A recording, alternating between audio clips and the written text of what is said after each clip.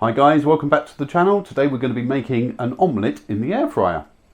So today we're going to be using 3 eggs, some grated cheese and some chopped onion. So the eggs are now in the bowl and I'm going to add the cheese and the onions to the bowl and give it all a good mix. All our ingredients are now mixed up and we're going to be putting them in the air fryer.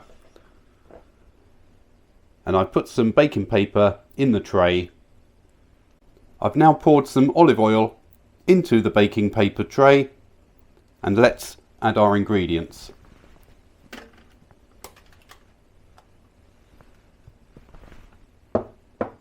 There we go, there's our ingredients, and we're going to cook this for 7 minutes at 160 degrees. So air fry, we're going to go down to 160 degrees and we're going to go down to 7 minutes. Start. The air fryer is now preheating and then it will start the timer once done. And there we go, timer's started.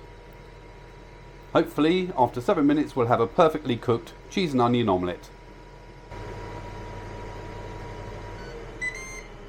And there we go, the end of the cooking cycle. Let's see what's inside.